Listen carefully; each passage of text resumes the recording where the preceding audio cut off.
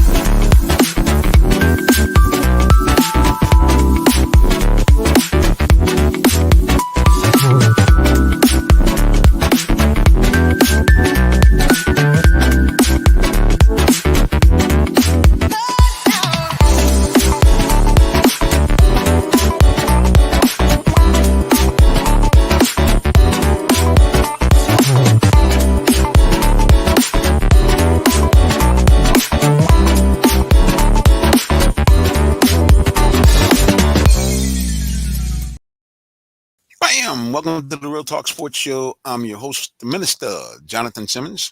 And we thank God for all those of you who are tuned in to us here this morning for our Saturday sports update.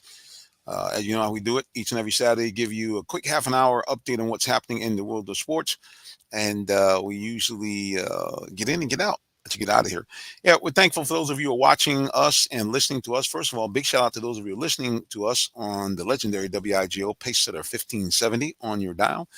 Big shout out to those of you watching us on the big screen. You're saying big screen. Yeah, you actually can watch us on your television. If you have Roku, just if you haven't done it already, download the Phoenix Entertainment channel.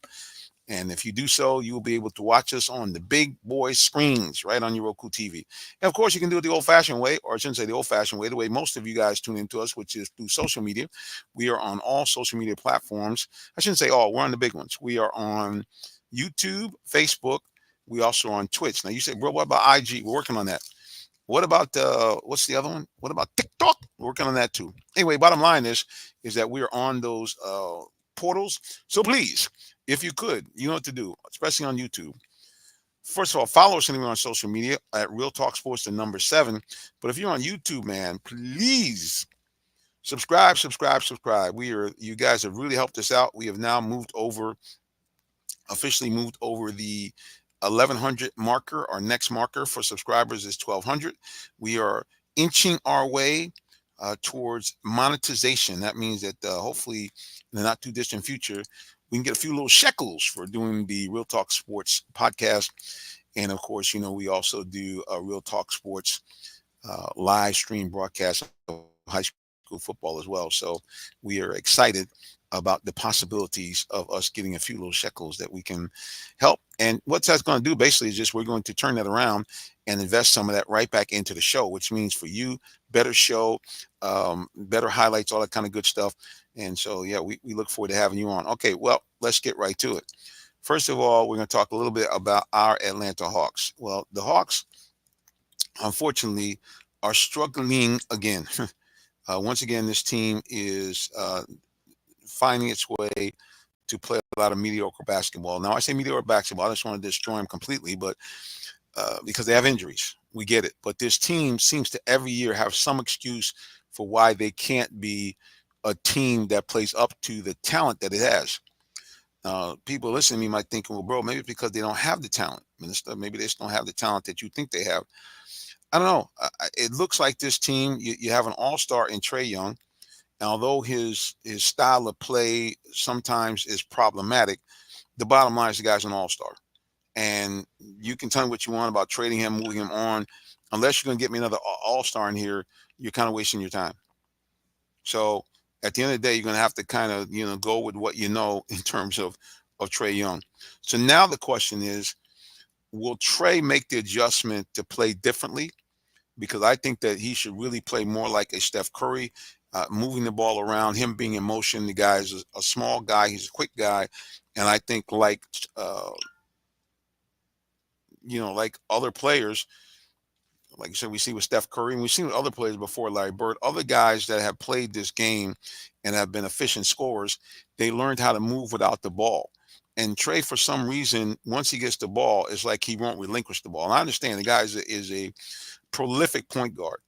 It's like I said again, I tell you about, you can say what you want about the guy, but at the end of the day, the numbers don't lie. This guy has put up huge stats. He's basically a 25 to 30 points per game average and 10 assists. And I think he really could do more in terms of assists if he kind of let go of the ball from time to time. That's a whole nother story.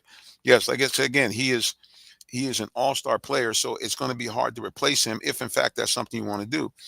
I think really what Trey is going to have to do is make up his mind. Does he want to win a championship here? And maybe he doesn't. I mean, he says all the right things about wanting to win a title, but some of the things he said over the years makes you wonder. I mean, and one of it was, you I guess, contribute some of it to youth by him saying, "Hey, you know what? The regular season is kind of boring." Well, good news.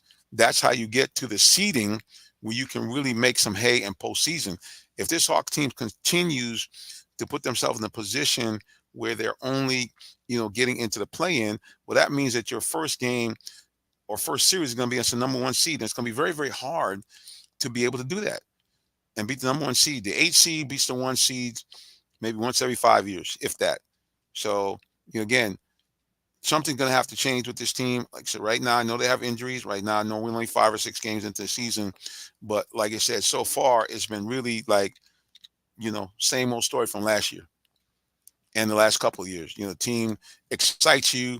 They play well for a quarter or two, and then bump, bump, bump, bump, they fall flat. Just like you said, it's a very frustrating team to watch. And last night, it continued on at home on what was Divine Nine night. And for those of you who are saying Divine Nine, what's he talking about? That is the sororities and fraternities from predominantly black universities and colleges, aka HBCUs. The Hawks do a good job. Usually twice a year, they honor them, and you can come out with your fraternity brothers and sorority sisters and have a great time at the Hawks game. They usually have entertainment as well. That is at no charge, which is pretty cool. But like I said, it was the same old story last night. Final score is the Hawks go down 123 to 115. Now, I'll tell you the other thing that was kind of troubling. Listening to the game, the Hawks actually at one point had cut a lead, which was as much as 18 points, all the way down to after they tied the game, and it looked like they were going to take the lead. But unfortunately, DeMar Rosen, who kills them every year, he did what he always does. Late in the game, he took it over. He had a total of 27 points total in the game, 8 rebounds, 2 assists, and the Hawks could not overcome that. Also, Sabonis shows you why he is still one of the better centers in the league. He's not necessarily the biggest scorer, but dominant on the boards. He had 15 points, 14 rebounds. Keegan Murray also had 10 rebounds for the Hawks as well. It's good to see Red Velvet, the return of Kevin Huerter, a guy I think they should never trade it. Even though he's not, necessarily the biggest of scorers with Sacramento, here's a guy that I think really spaced the floor very well. I think was a perfect fit for the Hawks, but the Hawks got rid of him due to salary issues. So thanks, but no thanks. Sorry, he's gone. Anyway, let's take a look at the Hawks and see how they fared as far as stats.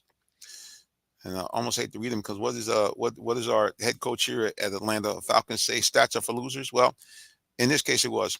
Look at Trae Young's stats again. The guy put up all-star type numbers: 25 points, 12 assists. Garrison Matthews, huge off the bench, saw a lot of minutes last night. He was lighting up from 3 points area.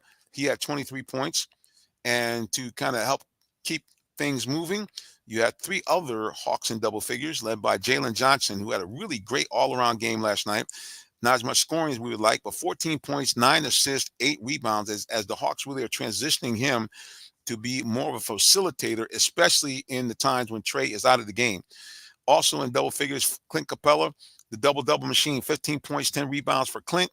And Onyeka Okongwu, returning from injury, limited minutes, 11 points in 19 minutes. And last but not least, Keaton Wallace, who has been a welcome player off the bench, 14 points and 3 rebounds. But ultimately, it was not enough.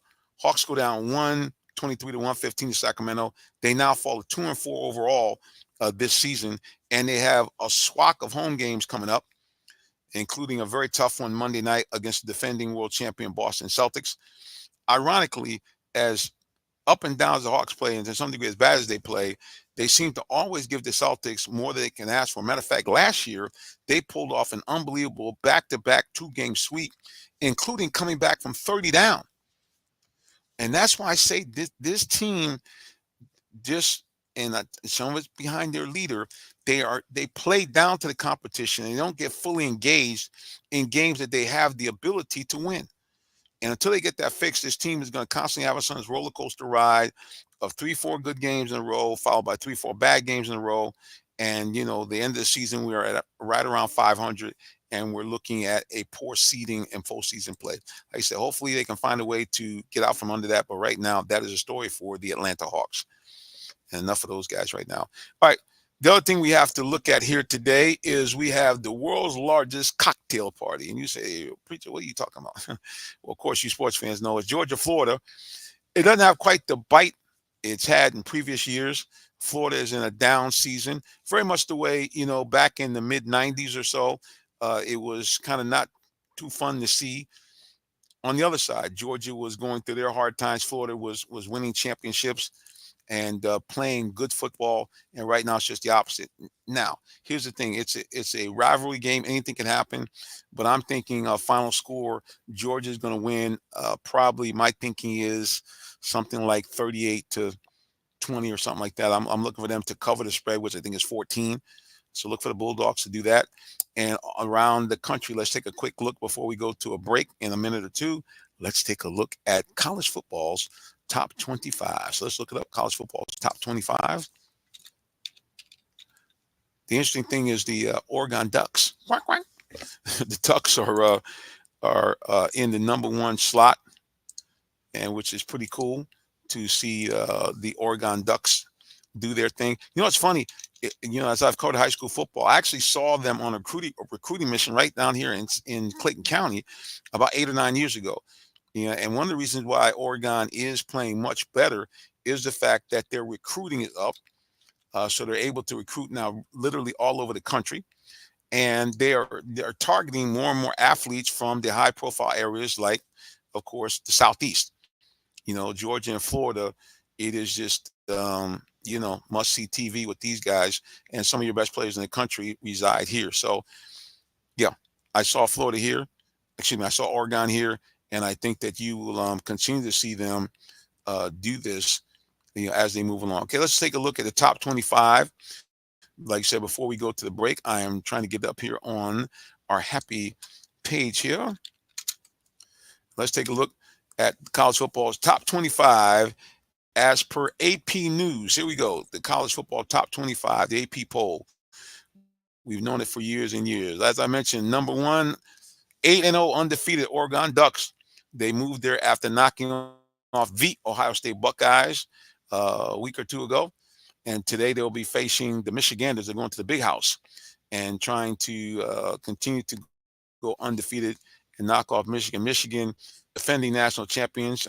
They will only get a chance, I think, do that 1 year. They are certainly in a down year this year. Number two, the Georgia Bulldogs. After shellacking of Texas, they look like they're going to be a tough team to handle to get into the playoffs. As I mentioned, they're in the world's largest cocktail party game today, which is in Florida, in Gainesville. Florida, a terrible team this year. Look for Georgia to win that big. Followed by number 3, Penn State. They are also undefeated at 7-0. They also will be playing the Ohio State Buckeyes. Buckeyes are going to try to right the ship and keep themselves in the conversation of that top 4 seeding team, which would get a bye in the opening round of the college football playoffs. Ohio State, as I mentioned, only losses to Oregon. They have been pretty dominant against Penn State. Let's see if Penn State can finally win a big one here against the Ohio State Buckeyes. We're going to find it sometime later on today. At number 4, as I mentioned, the Ohio State Buckeyes. They're traveling to Penn State. Number 5, the Miami Hurricanes. A lot of people think they shouldn't even be here, but they are. They are also 8-0. They're taking on Duke at home. Texas. They got a little misprint here. I think they mean Florida State here. Something is wrong. Anyway, Texas 7-1. Not sure who they're playing. I think the next, excuse me, I'm sorry, they have a bye this week. Their next game will be hosting Florida. Tennessee 6-1. They're at number 7. They'll be hosting the Kentucky Wildcats. Always the dangerous SEC teams play one another. Notre Dame, another highly overrated team, ranked number 8. They will be taking on Florida State at home later on this evening. BYU, there's a team to watch. There's a team to watch right there. They have a stud running back by the name of Ashton Genty. Excuse me, my bad. Bloop. Scratch that out, guys. Genty plays for Boise State. My bad. Anyway, BYU 8-0. They lead the Big 12 Conference undefeated. They will be at Utah, another tough team, and which will be very interesting to see how they handle them. Texas A&M, Silk the Shockers. They are number 1 in the SEC, overall record of 7-1. They'll be they'll be on the road playing South Carolina Gamecocks. They are really having a great season, Texas A&M, and they're going to be a dangerous team to play later on in the season. Clemson is right out of the top 10, 6-1. Their only loss to the Georgia Bulldogs to start the season. Since then, Clemson has righted the ship and has been spot on. They have a tough game where they'll be hosting the Louisville Cardinals. Again, that will be an evening game. Another surprising team, the Iowa State Cyclones, 7-0, also atop the Big 12 along with BYU. They will be hosting Texas Tech. And then Indiana, 8-0. That's right, the Hoosiers, not the basketball team, the football team, 8-0. They will be on the road at Michigan State. Alabama, I know it sounds crazy to say this, Alabama's all the way down at 14. They will be on the road playing LSU. That's always a tough game for them. And then rounding out the top 15, I won't go to the top 25 because we got to go to a break. Boise State, as I mentioned, led by Heisman candidate Ashton Genty, will be hosting Nevada. So that's your top 15. We're going to take a break. We'll be back with more of the Real Talk Sports Saturday update in just a moment. Don't go anywhere. Please keep it locked right here. Don't go away. Looking for a vehicle? Come to Allen Vigil Ford Lincoln in Morrow, Georgia. We're a family-owned dealership that's been serving the Atlanta area for over 40 years, offering an unbeatable selection of new Fords, Lincolns, and pre-owned vehicles. Enjoy our exceptional customer service and great financing options tailored just for you. Visit us at 6790 Mount Zion Boulevard in Morrow, Georgia, located just 20 minutes from downtown Atlanta. Call us at 678-364-3979 or visit online at allenvigilford.net.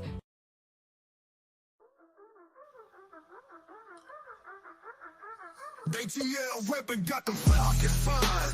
Heart soaring high, never see them dying. Braves been brave, out the park swinging. Touchdown glories, stadiums ringing. Peach State pride, go medallion glowing. Frozen swish, ice tray showing. You listen to the Real Talk Sports Show as we broadcast to you on multiple platforms, including AM radio on your dial, 1570, the legendary WIGO Pacesetter 1570. Also on the big screen on the Roku channel, on the Phoenix Entertainment channel, and on all social media platforms, including, I shouldn't say all, let me just make it straight. We're on YouTube, we are on Facebook, we're on Twitch, and today we're actually broadcasting on LinkedIn as well. So you can find us there. And remember, follow us anywhere on social media at Real Talk Sports, the number 7. We'd love to have you guys follow us, and especially if you're on YouTube, subscribe. This past weekend in high school football, it has been incredible. Why? Because it's championship weekend as the teams from all around the state of Georgia battled one another to decide regional championships, regional seedings, and in fact, even playoff entries.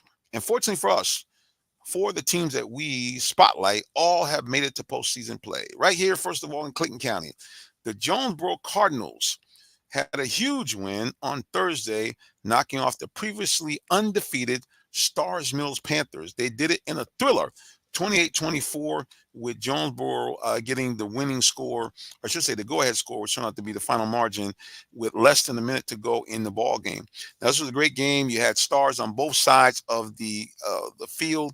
You had the outstanding young quarterback, I believe it was a 4-star quarterback, Mr. Inagawa, over at Stars Mill. He was as advertised. He ran and passed Stars Mill to a 22-21 lead with just about a minute and a half to go on the clock.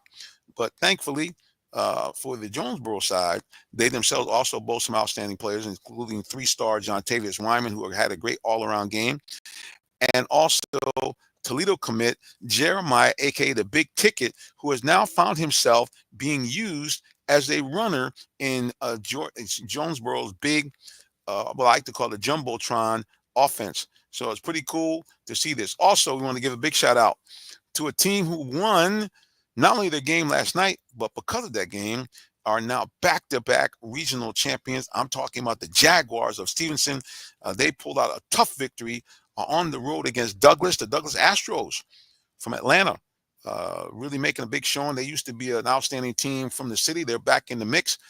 That loss knocked them down to number 2, but they're still in the playoffs. So big shout out to both those teams for getting in there.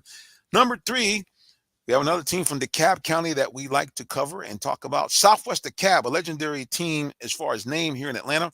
They were coached back in the 80s and I think early 90s by legendary coach Buck Godfrey. As a matter of fact, the stadium that they play in, one of the stadiums they play in, is named after him. And so Southwest DeKalb back in the mix, only 2 losses this year, and they find themselves right smack in the middle of a playoff run as well. And last but not least, the Ola Mustangs from down on the south side, even further than we are down in McDonough in Henry County. Ola Mustangs only 1 loss this season to the Stockbridge Tigers, who I just heard some early breaking news. Tigers might be under investigation by using a player that was ineligible. If that was the case, the Ola Mustangs would then move up to the number 1 seed in their region. So big shout out to all those teams. Ola, to Stevenson, to Southwest DeKalb, and to Jonesboro Cardinals. Shout out to all you guys for all the great work that you did all this year and for keeping your fans fully engaged and excited as you guys continue to play some outstanding football. So shout out to all of those teams. Now, here's the good news, folks. If you want to find out the scores, especially on the teams of the South Side and some of the East Side teams, go to realtalksports.net because we actually have a high school football scoreboard. So if you go there and click on, it actually says high school FB, high school football, click that on, and you'll see the scores from the various counties. And so really quickly, let's go right there now and take a look at how our teams from Clayton County fared throughout the weekend. Let's take a peek and let's take a look. We'll get the scores up here at some point. Here we go.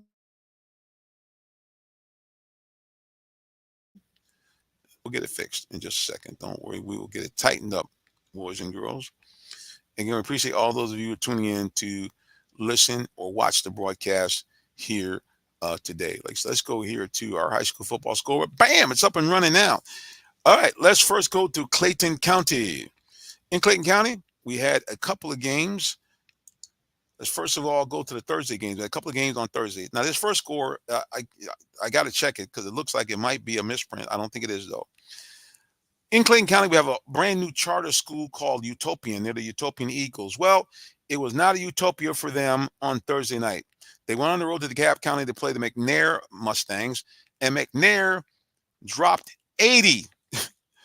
I believe they have 50 points at the half. Final score, the McNair Mustangs, believe this or not, 80. Utopian Eagles from right down the road here in Morrow, nothing. That's right, 80-0. Meanwhile, as I mentioned, the Cardinals of Jonesboro won they haven't won it yet, but they might be in the running based on what happened last night and final scores coming in and some type of crazy tiebreaker tabulation. They might, in fact, win the region. But at the bottom line, they're in the region playoffs, and they're at the worst a 2 seed after knocking off previously undefeated Stars Mill, who was the number 1 seed coming in, 29-24 in a thriller that Jonesboro won right with less than 2 minutes to go. Continuing on, Clayton County, Mundy's Mill still struggling after having some great years the last couple of years. They hosted the Griffin Bears and lost a squeaker 15-14 to the Bears. And the Riverdale Raiders, they are on the board. I believe this is only their first or second win of the season. They knock off Stone Mountain 22-21 in front of their home crowd in Riverdale, which I know excited everyone there. Let's skip over to DeKalb County real quick. In DeKalb County, Lithonia has had an outstanding year this year, only 2 losses. Lithonia put the beat down, went up the road to Clarkston and shut them out 54-0. Last night, Dunwoody Wildcats knocked off the Shiloh Generals 41-26. Southwest DeKalb, huge win over Druid Hills 48-14. As I mentioned, they're in postseason play. It's all a matter about seeding. Lakeside took it on the chin from a surging Power. Woodward Academy, who was number one in their region, show-wide, shut out the Lakeside Vikings 50-0. Chamblee Charter School slid by Arabia Mountain 28-21. Luella from Henry County went up and knocked off Cedar Grove, a team that was a powerful team the last couple of years. They're in a decline, knocked them off 35-25. The Columbia Eagles, having a decent year this year, knocked off the Salem Seminoles. Big win for them, 48-6. South Atlanta Hornets, I believe they got into the playoffs with this game. They stopped Redan 14-6. As I mentioned, Riverdale Raiders at home knocked off Stone Mountain 22-21. The Stevenson Jaguars got into the playoffs the way you have to do it. They, in fact, had a big game that decided the championship, knocking off the Astros, who were in first place, 15-9. And the big dogs, the Marist War Eagles, hosted Tucker Tigers. The Tigers, if they won that game, would have been the regional champs.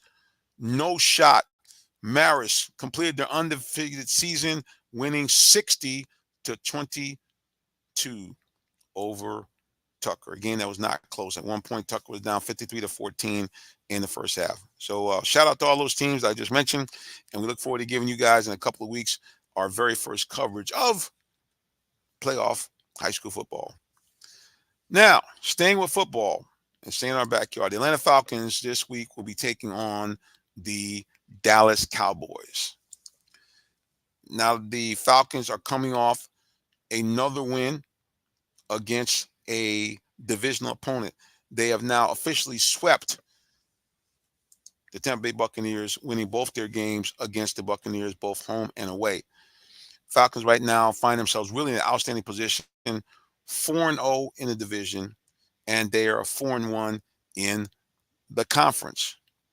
So this is a team that has the potential to make a deep run into the playoffs. It's going to be touch and go.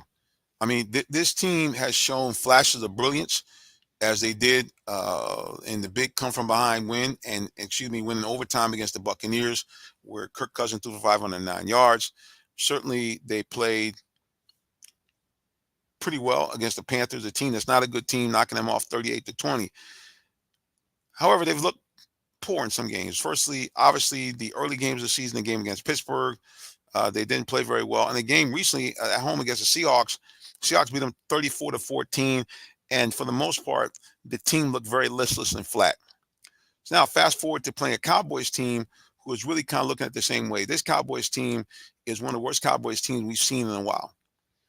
Now, the record is 3-4. That's not terrible, but the last couple of games, they've looked terrible, and they've been blown out in a couple of games, which you don't expect from a Cowboys team that has a player that's the highest paid quarterback in the league in Dak Prescott. But like I say again, they have looked terrible. It's a team, like I said, that's keep in mind this, in game number 2 against the Saints, they got boat race. Saints hung up 44-19 on them. They lost to the Ravens, a tight game, which makes you think that this team could potentially do some work. Lost to the Ravens 28-25. However, the Lions crushed them 47-9. The 49ers were beating the brakes off them until Dallas made a late surge of a comeback, 30-24. On paper, this Falcons team should be able to handle the Cowboys. However, Atlanta has been notorious themselves, like the Hawks, their counterpart, to play down to their opponents. Well, ladies and gentlemen, we have to wrap it up right here. Thank you so much for joining us, those of you listening to us on WIGO, AM 1570. Till the next time we get back together again, we simply say God bless you and have a wonderful rest of your day. Those of you listening on social media, keep it locked right here as we wrap up the show. All right, guys, I said we got to get out of here. We are broadcasting, we always do, live from Allen Vigil Ford every other week. Remember, if you need a vehicle for yourself or your family member, give me a call, 678-364-3979. We got some great deals right now on vehicles. We also have some great financing available from Ford. If you qualify, we have vehicles, once again, that can be financed for the lovely APR of 0. So give me a call, 678-364-3979. Love the opportunity to help you out or help a family member, or even if you got a vehicle for your business. If you can't reach me on the work phone, you can also text me, 678-410-9833. All right, everybody, remember, before I get out of here, I got to just let you know and remind you, if you don't know the Lord, Jesus Christ, your personal Savior, I got to tell you, you need to do that today. Why? He's the one that loved you. He came here, died for your sins, and rose from the dead. And because of that, if you repent of your sins and believe in him, two great things happen. Number one, you become a citizen of the kingdom of heaven. And number two, you become an adopted child of God with all the rights therein. That means you now can go to God like a heavenly parent, ask him for anything you need or desire, and according to his will, he'll give it to you. And when you die, you go to that wonderful, beautiful place called heaven, where there's none of the following: no pain, no pandemic. You never get old. You never die. You never cry. Why? Because the Lord is there. It's beautiful, spectacular. And you see God now face to face. The people of love face to face. Even Yeshua HaMashiach, Jesus Christ, is right there. And you avoid that nasty place called hell, where all the things that I just mentioned won't be in hell. It's dark, it's dreary, it stinks, it's fiery, and you're locked up with the devil and all his demons. And most of all, you're cut off from God, Jesus Christ, and all the people of love forever and a day. I don't know about you, but like option number one instead of option number two. Everybody, till the next time we get back together again, you know how we do it. God bless you and have a wonderful rest of the day or evening, whichever may apply. So long and take care.